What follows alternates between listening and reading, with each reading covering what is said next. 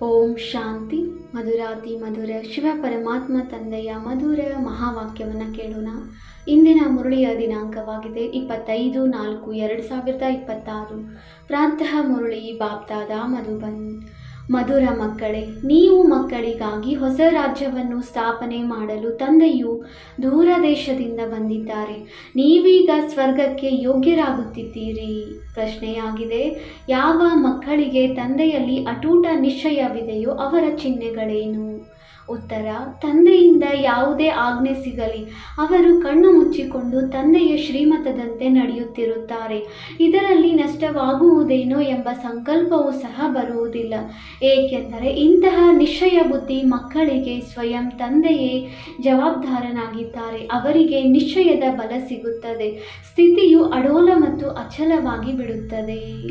ಗೀತೆಯಾಗಿದೆ, ನೀವೇ ಮಾತಾ ಪಿತಾ ಆಗಿದ್ದೀರಿ. ಓಂ ಶಾಂತಿ. ಈಗ ಯಾರ ಮಹಿಮೆಯನ್ನು ಕೇಳಿದಿರಿ? ಯಾರನ್ನು ನೀವು ಮಕ್ಕಳ ವಿನಃ ಪ್ರಪಂಚದಲ್ಲಿ ಮತ್ಯಾರೂ ತಿಳಿದುಕೊಂಡಿಲ್ಲ. ಇದು ಶ್ರೇಷ್ಠಾತಿ ಶ್ರೇಷ್ಠ ತಂದೆಯ ಮಹಿಮೆಯಾಗಿದೆ. ಉಳಿದಂತೆ ಮತ್ಯಾರದೇ ಮಹಿಮೆ ಮಾಡಿದರೂ ಸಹ ಅದು ವ್ಯರ್ಥವಾಗಿ ಬಿಡುತ್ತದೆ. ಶ್ರೇಷ್ಠಾತಿ ಶ್ರೇಷ್ಠನು ಒಬ್ಬರೇ ತಂದೆಯಾಗಿದ್ದಾರೆ.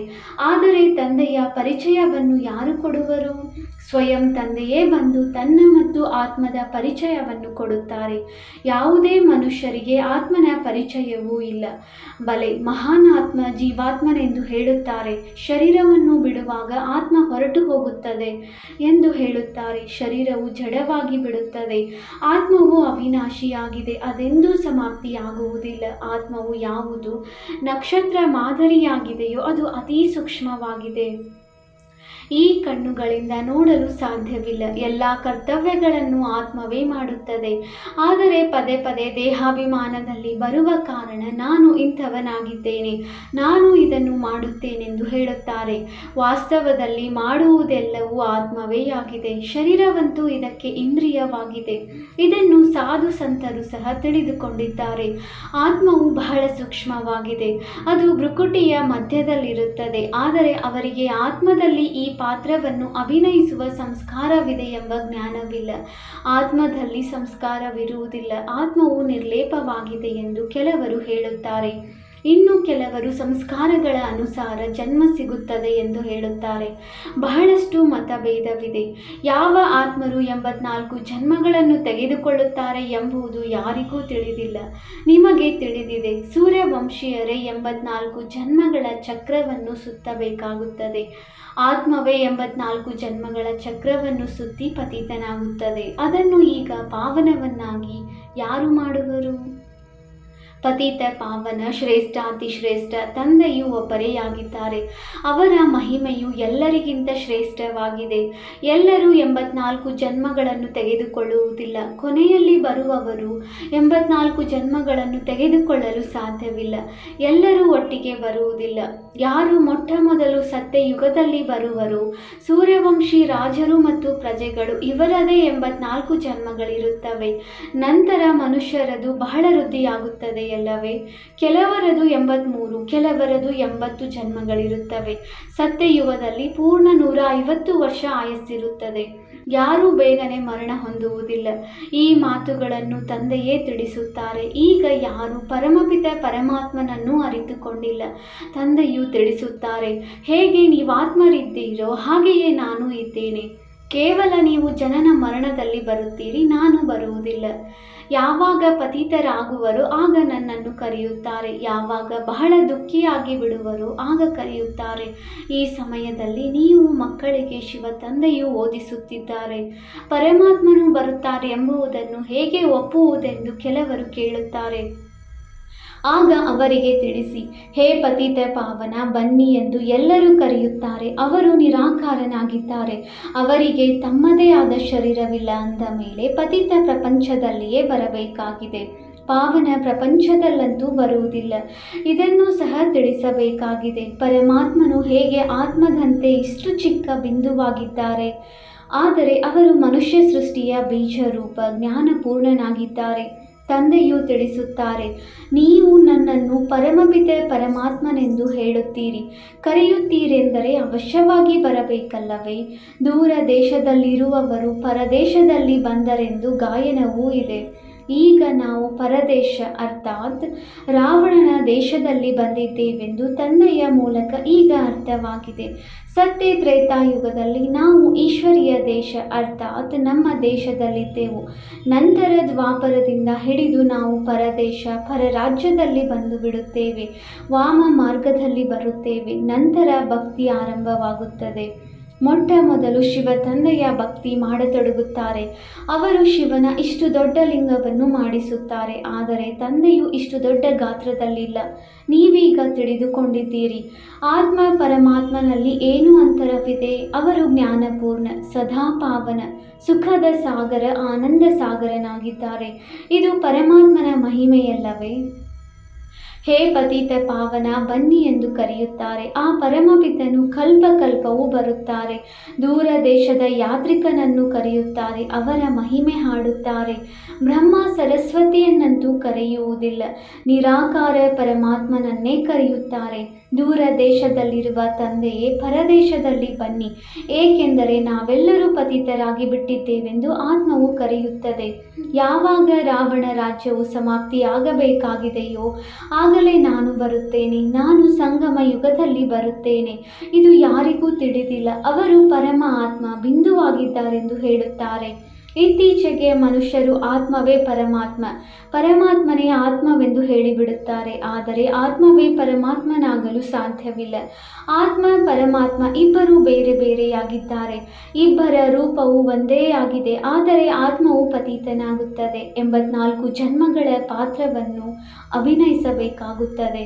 ಪರಮಾತ್ಮನು ಜನನ ಮರಣ ರಹಿತನಾಗಿದ್ದಾರೆ. ಒಂದು ವೇಳೆ ಆತ್ಮವೇ ಪರಮಾತ್ಮನೆಂದು ಹೇಳುವುದಾದರೆ ಸತೋಪ್ರಧಾನ ಪರಮಾತ್ಮನು ತಮೋ ಪ್ರಧಾನತೆಯಲ್ಲಿ ಬರುವರೆ ಇದು ಸಾಧ್ಯವಿಲ್ಲ. ತಂದೆಯು ತಿಳಿಸುತ್ತಾರೆ, ನಾನು ಸರ್ವ ಆತ್ಮರ ಸೇವೆ ಮಾಡಲು ಬರುತ್ತೇನೆ.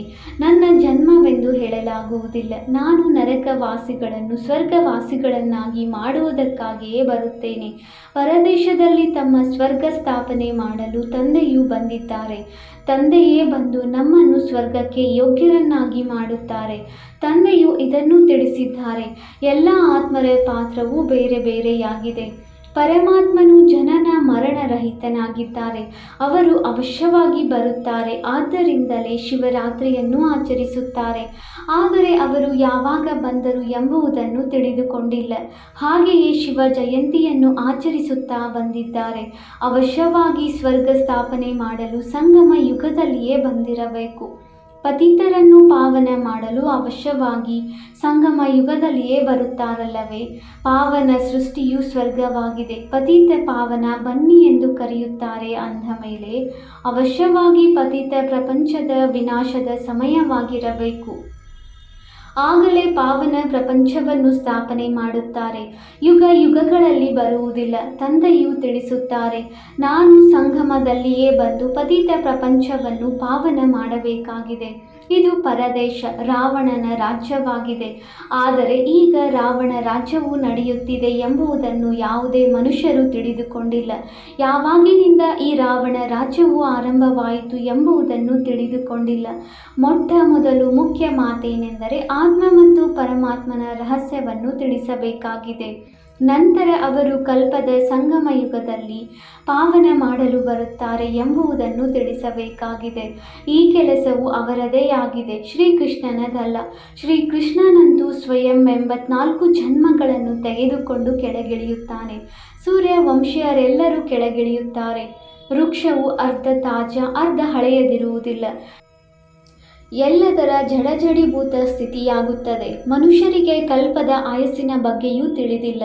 ಶಾಸ್ತ್ರಗಳಲ್ಲಿ ಆಯಸ್ಸನ್ನು ಬಹಳ ಉದ್ದಗಲವಾಗಿ ಬರೆದು ಬಿಟ್ಟಿದ್ದಾರೆ. ಇದನ್ನು ತಂದೆಯೇ ಕುಳಿತು ತಿಳಿಸುತ್ತಾರೆ. ಇದರಲ್ಲಿ ಮತ್ಯಾವುದೇ ಪ್ರಶ್ನೆ ಬರಲು ಸಾಧ್ಯವಿಲ್ಲ. ರಚಯಿತ ತಂದೆಯು ಸತ್ಯವನ್ನು ತಿಳಿಸುತ್ತಾರೆ.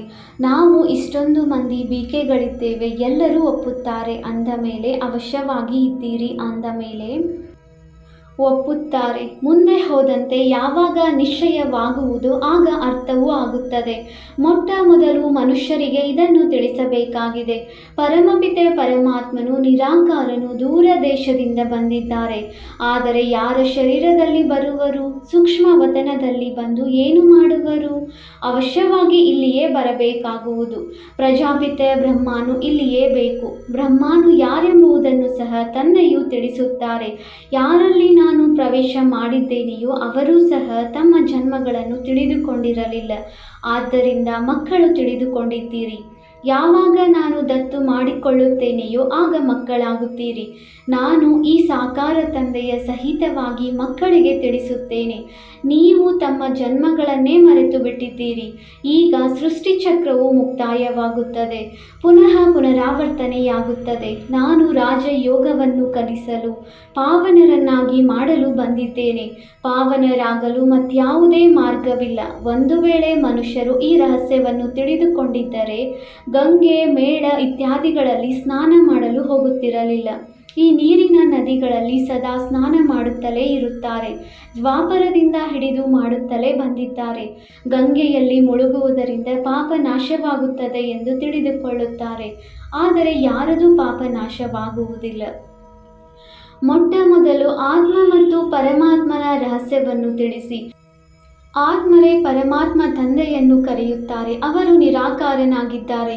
ಆತ್ಮವು ನಿರಾಕಾರಿಯಾಗಿದೆ. ಈ ಕರ್ಮೇಂದ್ರಿಯಗಳ ಮೂಲಕ ಆತ್ಮವು ಕರೆಯುತ್ತದೆ. ಭಕ್ತಿಯ ನಂತರ ಭಗವಂತನು ಬರಬೇಕಾಗಿದೆ.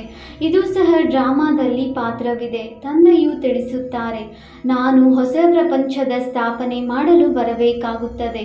ಶಾಸ್ತ್ರಗಳಲ್ಲಿಯೂ ಇದೆ, ಭಗವಂತನಿಗೆ ಸಂಕಲ್ಪ ಬಂದಿತು ಎಂದು. ಅಂದ ಮೇಲೆ ಅವಶ್ಯವಾಗಿ ಡ್ರಾಮಾ ಪ್ಲಾನ್ ಅನುಸಾರ ಸಂಕಲ್ಪ ಬಂದಿರಬೇಕು. ಮೊದಲು ಈ ಮಾತುಗಳನ್ನು ತಿಳಿದುಕೊಳ್ಳುತ್ತಿರಲಿಲ್ಲ. ದಿನ ಪ್ರತಿದಿನ ತಿಳಿದುಕೊಳ್ಳುತ್ತಾ ಹೋಗುತ್ತೀರಿ. ನಾನು ನಿಮಗೆ ಹೊಸ ಹೊಸ ಗುಹ್ಯ ಮಾತುಗಳನ್ನು ತಿಳಿಸುತ್ತೇನೆ. ಕೇಳುತ್ತಾ ಕೇಳುತ್ತಾ ತಿಳಿದುಕೊಳ್ಳುತ್ತಾ ಹೋಗುತ್ತೀರಿ. ಶಿವ ತಂದೆಯು ಓದಿಸುತ್ತಾರೆಂದು ಮೊದಲು ಹೇಳುತ್ತಿರಲಿಲ್ಲ. ಈಗಂತೂ ಚೆನ್ನಾಗಿ ಅರ್ಥ ಮಾಡಿಕೊಂಡಿದ್ದೀರಿ. ಇನ್ನೂ ತಿಳಿದುಕೊಳ್ಳುವುದು ಬಹಳಷ್ಟಿದೆ. ಯಾರಿಗೆ ಹೇಗೆ ತಿಳಿಸಬೇಕೆಂಬುದನ್ನು ತಂದೆಯು ನಿತ್ಯವೂ ತಿಳಿಸುತ್ತಿರುತ್ತಾರೆ. ಮೊದಲು ಬೇಹದ್ದಿನ ತಂದೆಯು ತಿಳಿಸುತ್ತಿದ್ದಾರೆಂದರೆ ಅವರು ಅವಶ್ಯವಾಗಿ ಸತ್ಯವನ್ನೇ ತಿಳಿಸುತ್ತಾರೆಂದು ನಿಶ್ಚಯವಿರಲಿ. ಇದರಲ್ಲಿ ತಬ್ಬಿಬ್ಬಾಗುವ ಮಾತಿಲ್ಲ. ಕೆಲವು ಮಕ್ಕಳು ಪಕ್ಕಾ ಇದ್ದಾರೆ, ಕೆಲವರು ಕಚ್ಚಾ ಇದ್ದಾರೆ. ಕಚ್ಚಾ ಆಗಿದ್ದರೆ ಅವರು ಯಾರಿಗೂ ತಿಳಿಸಲು ಸಾಧ್ಯವಿಲ್ಲ. ಶಾಲೆಯಲ್ಲಿಯೂ ನಂಬರ್ ವಾರ್ ಇರುತ್ತಾರೆ. ಇಲ್ಲಿ ಅನೇಕರಿಗೆ ಈ ಸಂಶಯ ಬರುತ್ತದೆ, ಪರಮಪಿತ ಪರಮಾತ್ಮನೇ ಬಂದು ಓದಿಸುತ್ತಾರೆಂದು ನಾವು ಹೇಗೆ ತಿಳಿದುಕೊಳ್ಳುವುದು? ಏಕೆಂದರೆ ಶ್ರೀಕೃಷ್ಣನು ಜ್ಞಾನವನ್ನು ತಿಳಿಸಿದನೆಂದು ಅವರ ಬುದ್ಧಿಯಲ್ಲಿದೆ. ಆದರೆ ಪತಿತ ಪ್ರಪಂಚದಲ್ಲಂತೂ ಕೃಷ್ಣನು ಬರಲು ಸಾಧ್ಯವಿಲ್ಲ. ಆದ್ದರಿಂದ ಅವರಿಗೆ ಇದನ್ನು ಸಿದ್ಧ ಮಾಡಿ ತಿಳಿಸಿ. ಪತಿತ ಪ್ರಪಂಚ ಮತ್ತು ಪತಿತ ಶರೀರದಲ್ಲಿಯೇ ಪರಮಾತ್ಮನು ಬರಬೇಕಾಗುತ್ತದೆ. ತಂದೆಯು ಇದನ್ನು ತಿಳಿದುಕೊಳ್ಳುತ್ತಾರೆ. ಪ್ರತಿಯೊಬ್ಬರ ಬುದ್ಧಿಯು ತಮ್ಮ ತಮ್ಮದೇ ಆಗಿದೆ. ಕೆಲವರಂತೂ ಬಹುಬೇಗನೆ ತಿಳಿದುಕೊಳ್ಳುತ್ತಾರೆ. ಎಷ್ಟು ಸಾಧ್ಯವೋ ಅಷ್ಟು ತಿಳಿಸಿಕೊಡಬೇಕಾಗಿದೆ. ಬ್ರಾಹ್ಮಣರೆಲ್ಲರೂ ಒಂದೇ ರೀತಿ ಇರುವುದಿಲ್ಲ. ಆದರೆ ಮಕ್ಕಳಲ್ಲಿ ಬಹಳ ದೇಹಾಭಿಮಾನವಿದೆ. ತಂದೆಯೂ ಸಹ ತಿಳಿದುಕೊಂಡಿದ್ದಾರೆ. ಮಕ್ಕಳಲ್ಲಿ ನಂಬರ್ ವಾರ್ ಇದ್ದಾರೆ. ತಂದೆಯ ಆದೇಶದಂತೆ ಮಕ್ಕಳು ನಡೆಯಬೇಕಾಗಿದೆ. ದೊಡ್ಡ ತಂದೆಯು ಏನು ಹೇಳುವರೋ ಅದನ್ನು ಪಾಲಿಸಬೇಕಲ್ಲವೇ? ಗುರುಗಳ ಮತವನ್ನಂತೂ ಪಾಲಿಸುತ್ತಾ ಬಂದಿದ್ದೀರಿ. ಈಗ ಯಾವ ತಂದೆಯು ಸ್ವರ್ಗದಲ್ಲಿ ಕರೆದುಕೊಂಡು ಹೋಗುವವರಿದ್ದಾರೆ ಅವರ ಮಾತನ್ನಂತೂ ಕಣ್ಣು ಮುಚ್ಚಿ ಒಪ್ಪಿಕೊಳ್ಳಬೇಕಲ್ಲವೇ? ಆದರೆ ಇಷ್ಟು ನಿಶ್ಚಯ ಬುದ್ಧಿಯವರಿಲ್ಲ.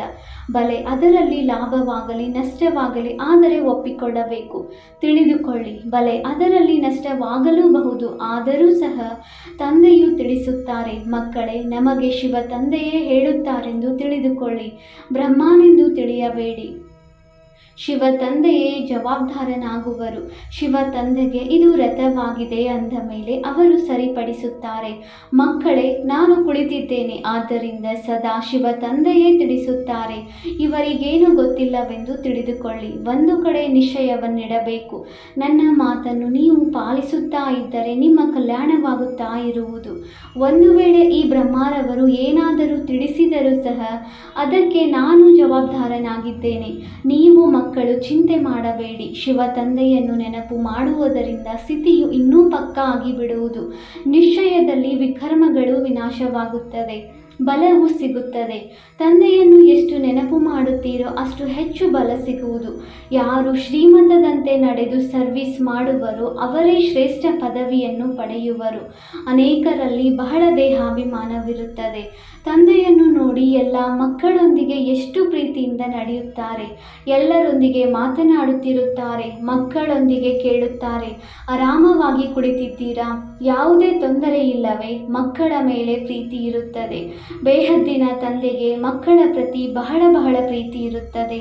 ಯಾರೆಷ್ಟು ಶ್ರೀಮತದಂತೆ ಸರ್ವಿಸ್ ಮಾಡುವರೋ ಅದರನುಸಾರ ಪ್ರೀತಿ ಇರುತ್ತದೆ. ಸೇವೆಯಲ್ಲಿಯೇ ಲಾಭವಿದೆ. ಸೇವೆಗಾಗಿ ತಮ್ಮ ಮೂಳೆಗಳನ್ನು ಉಪಯೋಗಿಸಬೇಕಾಗಿದೆ. ಯಾವುದೇ ಸೇವೆಯನ್ನು ಮಾಡುತ್ತಾ ಇದ್ದರೆ ಇವರು ಬಹಳ ಒಳ್ಳೆಯ ಮಗುವೆಂದು ಅಂಥವರು ತಂದೆಯ ಹೃದಯದಲ್ಲಿಯೂ ಇರುತ್ತಾರೆ. ಆದರೆ ನಡೆಯುತ್ತಾ ಕೆಲವರ ಮೇಲೆ ಗ್ರಹಚಾರ ಕುಳಿತುಕೊಳ್ಳುತ್ತದೆ. ಮಾಯೆಯ ಹೋರಾಟ ನಡೆಯುತ್ತಲೇ ಇರುವುದು. ಗ್ರಹಚಾರದ ಕಾರಣ ಮತ್ತೆ ಜ್ಞಾನವನ್ನು ತೆಗೆದುಕೊಳ್ಳುವುದಿಲ್ಲ. ಕೆಲವರಂತೂ ಕರ್ಮಣ ಸೇವೆಯನ್ನು ಅವಿಶ್ರಾಂತರಾಗಿ ಮಾಡುತ್ತಾರೆ. ಎಲ್ಲರನ್ನೂ ಸುಖಧಾಮದ ಮಾಲೀಕರನ್ನಾಗಿ ಮಾಡುವುದು ನಿಮ್ಮ ಕರ್ತವ್ಯವಾಗಿದೆ. ಯಾರಿಗೂ ದುಃಖವನ್ನು ಕೊಡಬಾರದು. ಜ್ಞಾನವಿಲ್ಲದಿದ್ದರೆ ಬಹಳ ದುಃಖ ಕೊಡುತ್ತಾರೆ. ನಂತರ ಎಷ್ಟಾದರೂ ತಿಳಿಸಿ ಅವರು ತಿಳಿದುಕೊಳ್ಳುವುದಿಲ್ಲ. ಮೊಟ್ಟ ಮೊದಲು ಆತ್ಮ ಮತ್ತು ಪರಮಾತ್ಮನ ತಿಳುವಳಿಕೆ ನೀಡಬೇಕಾಗಿದೆ. ಹೇಗೆ ಆತ್ಮದಲ್ಲಿ 84 ಜನ್ಮಗಳ ಪಾತ್ರವು ತುಂಬಲ್ಪಟ್ಟಿದೆ. ಅದು ಅವಿನಾಶಿ ಪಾತ್ರವಾಗಿದೆ, ಅದೆಂದೂ ಬದಲಾಗುವುದಿಲ್ಲ. ಡ್ರಾಮಾದಲ್ಲಿ ನಿಗದಿಯಾಗಿದೆ. ಈ ನಿಶ್ಚಯವಿರುವವರು ಎಂದೂ ಅಲುಗಾಡುವುದಿಲ್ಲ. ಅನೇಕ ಮಕ್ಕಳು ಅಲುಗಾಡುತ್ತಾರೆ. ಅಂತಿಮದಲ್ಲಿ ಯಾವಾಗ ಬಿದಿರಿನ ಕಾಡಿಗೆ ಬೆಂಕಿ ಬೀಳುವುದೋ ಆಗ ಅಚಲರಾಗಿ ಬಿಡುತ್ತಾರೆ. ಈಗಂತೂ ಬಹಳ ಯುಕ್ತಿಯಿಂದ ತಿಳಿಸಬೇಕಾಗಿದೆ. ಒಳ್ಳೊಳ್ಳೆಯ ಮಕ್ಕಳು ಸೇವೆಯಲ್ಲಿ ತತ್ಪರರಾಗಿರುತ್ತಾರೆ. ತಂದೆಯ ಹೃದಯದಲ್ಲಿರುತ್ತಾರೆ. ಬಹಳ ತೀಕ್ಷ್ಣವಾಗಿ ಮುಂದೆ ಹೋಗುತ್ತಿರುತ್ತಾರೆ. ಬಹಳ ಪರಿಶ್ರಮ ಪಡುತ್ತಾರೆ. ಅವರಿಗೆ ಸರ್ವೀಸ್ನ ಬಹಳ ಉಮಂಗವಿರುತ್ತದೆ. ಯಾರಲ್ಲಿ ಯಾವ ಗುಣವಿದೆಯೋ ಅದನ್ನು ತಂದೆಯು ವರ್ಣನೆ ಮಾಡುತ್ತಾರೆ. ಒಳ್ಳೆಯದು.